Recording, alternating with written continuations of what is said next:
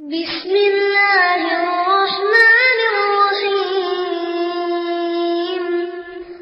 إذا جاء نصر الله والفتح ورأيت الناس يدخلون في دين الله أفواجا فسبح بحمد ربك واستغفره إنه كان توابا.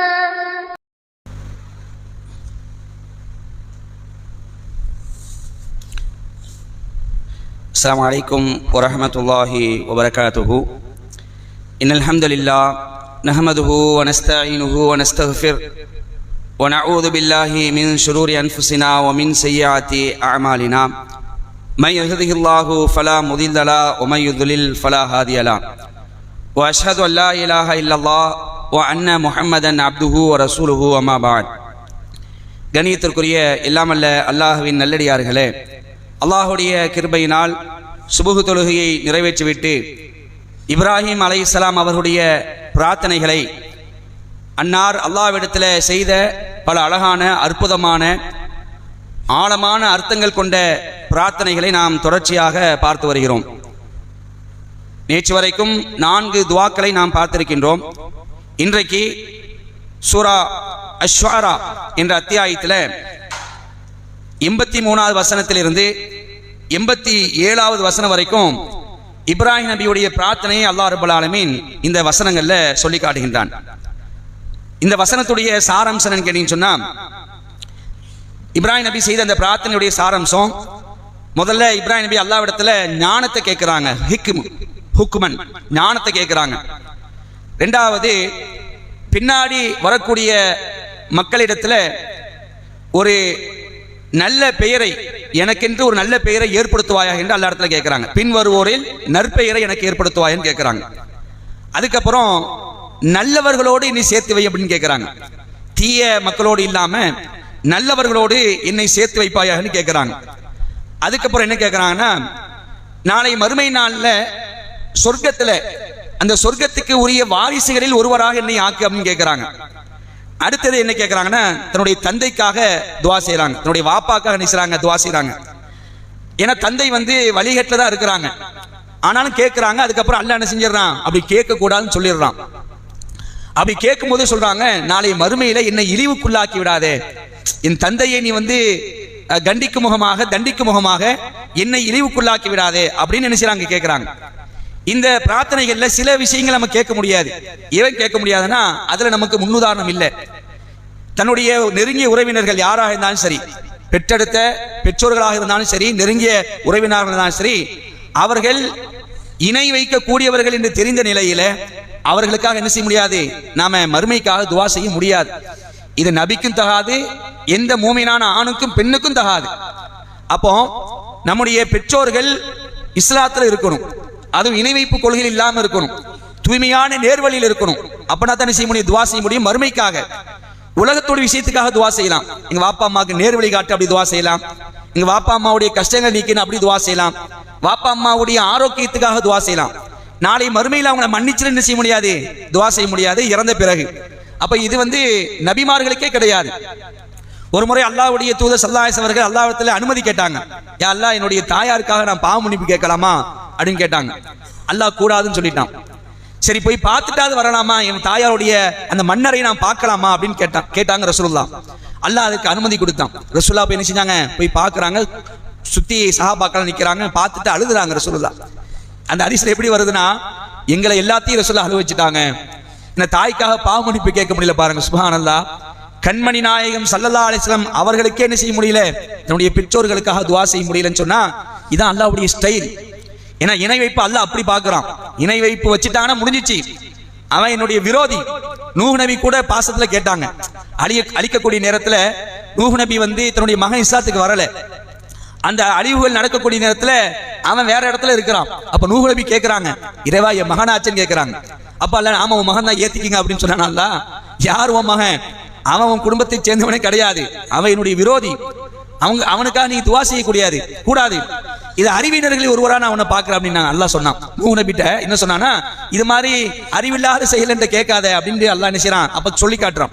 அப்ப அன்புக்குரிய சகோதரர்களை, இந்த விஷயங்கள் நமக்கு என்னத்தை எடுத்து காட்டுதுன்னு சொன்னா, நம்முடைய தாய் தந்தைக்காக நாம் துவா செய்யணும்னு சொன்னா அவர்கள் நேர்வழியில் இருக்கணும்.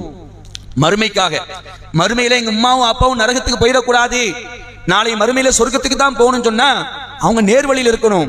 அப்ப அந்த பாக்கியம் நமக்கு கிடைச்சாதான் நாம் துவா செய்ய முடியும். அல்லாஹ்வுடைய தூதர்ட்ட ஒரு சஹாபி வந்து கேட்கிறார், அல்லாஹ்வுடைய தூதரே, எங்க வாப்பா ஜாஹிலியால தான் மூத்தானாங்க, அறியாம காலத்துல தான் மூத்தானாங்க, குஃப்ர்ல தான் மூத்தானாங்க, ஷிர்க்ல தான் மூத்தானாங்க, மறுமையில நாளைக்கு எங்க இருப்பாங்க வாப்பா, எங்க வாப்பா மறுமையில எங்க இருப்பாங்க? கவலை பத்தியில அவங்களுக்கு சஹாபாக்குடைய கவலை பாருங்க, வாப்பா நாளை மறுமையில எங்க இருப்பாங்க?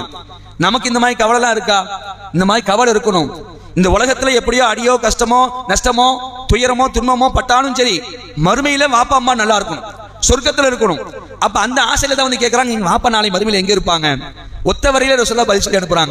ஒரே வரிதான், ஷிர்க்னா முடிஞ்சு போச்சுப்பா, ஃபின்னார் அப்படிங்கிறாங்க, நரகத்துல தான் அப்படின்னா. அவரு உள்ளத்துல ரொம்ப கஷ்டப்பட்டு அப்படி போறார். ரசூலுல்லாஹ் கூப்பிடுறாங்க, எங்க வா, ஓ வாப்பா நரகனா ஏன் வாப்பா எங்க அப்படிங்கிறாங்க. என் தந்தையும் உன் தந்தையும் அங்கதான் அப்படிங்கிறாங்க. விளங்குதா உங்களுக்கு? இப்ப நாம என்ன பார்க்கறோம் சொன்னா, தாய் தந்தையருடைய விஷயத்துல, மறுமையுடைய விஷயத்துல நம்ம ரொம்ப கவனமா இருக்கணும். ரசூலுல்லாஹ்வும் ஆசைப்பட்டாங்க, இப்ராஹிம் நபியும் ஆசைப்பட்டாங்க, நூஹ் நபியும் ஆசைப்பட்டாங்க. சொந்த பந்தங்கள்லாம் நாளை மறுமையில நரகத்துடைய கொல்லிக்கட்டையில ஆயிடக்கூடாது. அல்லாஹ் குர்ஆன்ல சொல்றானே, யா அய்யுஹல்லதீன ஆமனூ கூ அன்ஃபுஸக்கும் வ அஹ்லீக்கும் நாரா, உங்களையும் உங்கள் குடும்பத்தாரை நரக நெருப்பை விட்டு பாதுகாத்துக் கொள்ளுங்கள். இந்த விஷயத்துல நபிமார்கள் எவ்வளவு உஷாரா இருந்திருப்பாங்க தெரியுமா? ஊருக்கே சொன்னவங்க தன்னுடைய குடும்பத்துக்கு சொல்லாம இருந்திருப்பாங்களா? சொல்லிருப்பாங்க. சொன்னாலும் அல்லாஹ் நான் தான் நேர்வழி, இன்ன அலைனா லல்ஹுதா, நேர்வழி நம்மை. இந்த விஷயங்கள்லாம் அப்பப்போ நம்ம மனுஷன் உள்ளத்துல ஆழமா பதிய வைத்துக் கொண்டே இருக்கணும். அப்ப அந்த அடிப்படையில தான் இப்ராஹிம் என்ன செய்றாங்க, வாப்பாக்காக துவா செய்யறாங்க. அல்லாஹ் என்ன செய்யல, அப்படி கேட்க கூடாது அப்படின்னு சொல்லிட்டான். துவா எப்படி கேட்கிறாங்க அன்புக்குரிய சகோதரர்களே? ஷுஅரா 83வது அத்தியாயம், ரப்பி ஹபிலி ஹுக்மன் வ அல்ஹினி பிஸ்ஸாலிஹீன், ரப்பி ஹபிலி ஹுக்மன் வ அல்ஹினி பிஸ்ஸாலிஹீன், என் இறைவனே எனக்கு ஞானத்தை வழங்குவாயாக.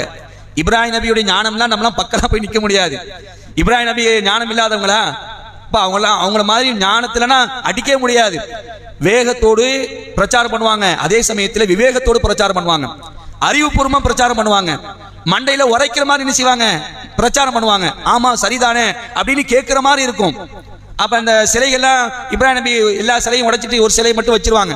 அப்ப அந்த மக்கள் கேட்பாங்க, நீங்க தான் செஞ்சீங்களா? ஆமா அப்படின்னு சொல்ல மாட்டாங்க. அந்த இருக்கு அந்த பெரிய சிலைகள், அந்த பெரிய சிலைகிட்ட கேட்க மாட்டீங்களா? ஒரு சிலை இருக்குல்ல, அதுகிட்ட கேட்க மாட்டீங்களா அப்படிம்பாங்க. அப்ப அவங்க சொல்லுவாங்க, ஏன் அப்படி சொன்னாங்கன்னா, அது பேசாதுன்னு உங்களுக்கு தெரியாதான்னு சொல்லுவாங்க மக்கள்லாம். அது பேசாதுன்னு உங்களுக்கு தெரியாதா அப்படின்னு சொன்ன உடனே, அதைத்தானப்ப நானும் சொல்றேன், அது பேசாதையே நீங்க வணங்குறீங்க. உடனே அந்த மக்கள் என்ன தெரியுமா சொல்லுவாங்க, ஆமா கரெக்ட் தானே, நமக்கு நாமேல என்ன செய்ய அநியாயம் பண்ணிக்கிட்டோமோ அப்படிங்கிற மாதிரி என்ன செய்ய தங்களுக்குள்ள பேசிக்குவாங்க. பேசிட்டு உடனே என்ன செஞ்சிருவாங்க, விடக்கூடாது, நமக்கு எதிராக, நம்ம கடவுளுக்கு எதிராக இப்படி பண்ணிட்டான், இவனை சும்மா விடக்கூடாது, நெருப்பு குண்டத்தை ஏற்படுத்துங்க, உள்ள போடணும் அப்படின்னு பிளான் பண்றாங்க. ஏன் இதை சொல்ல வரேன்னு சொன்னா, இப்ராஹிம் நபி அவ்வளவு அழகாக ஆணித்தனமாக அறிவுபூர்வமாக பிரச்சாரம் பண்ணக்கூடியவங்க.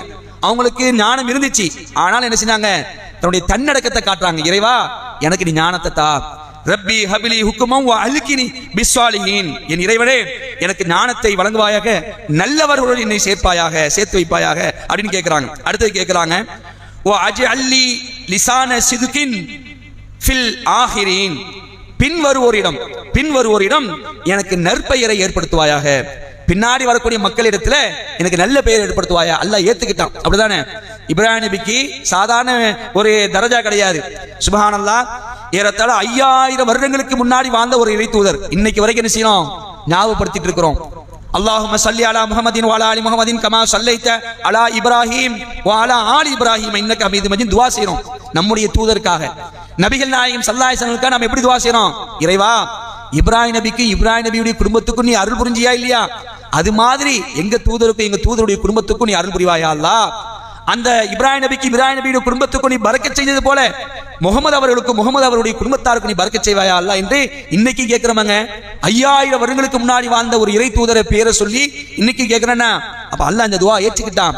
பின் வரக்கூடிய மக்களிடத்துல நற்பெயரை ஏற்படுத்தி வச்சிருக்கிறான். அதே மாதிரி அடுத்து கேட்கிறாங்க, ஓஜஅல்னி மின் வரசத்தி ஜன்னத்தின் நஈம், இன்பம் நிறைந்த சொர்க்கத்திற்கு உரிமை கொள்வோரில் ஒருவனாக என்னையும் ஆக்கி வைப்பாயா அல்லாஹ். சொர்க்கத்துல வாரிசு கொண்டாடக்கூடிய ஒரு இடத்துல என்னை நீ ஆக்கி வை அப்படிங்கிறாங்க. இப்ராஹிம் நபிக்கு சொர்க்கம் தான், கன்ஃபார்ம் தான். ஆனாலும் கேட்கிறாங்க. எப்படிப்பட்ட தரஜா? சாதாரண தரஜா இல்ல. நாளை மறுமை நாள்ல ஒட்டுமொத்த மனித சமுதாயமும் வெட்ட வெளியில நிர்வாணமாக இருக்கக்கூடிய அந்த நேரத்துல கொஞ்சம் நீங்க கற்பனை பண்ணி பாருங்க, அந்த நாள் எப்படி இருக்கும். எல்லா மனிதர்களும் எல்லாம் ஒன்று கூட்டி நிப்பாட்டி வைப்பான். யாருக்கும் என்ன இருக்காது, இந்த மாதிரி ஆடைலாம் இருக்காது. இப்பதான் ஆடை ஒவ்வொரு விதவிதமா ஆடுங்கிறோம். அந்த ஆடை, இந்த ஆடை, காஸ்ட்லியான ஆடை, கதர் ஆடை,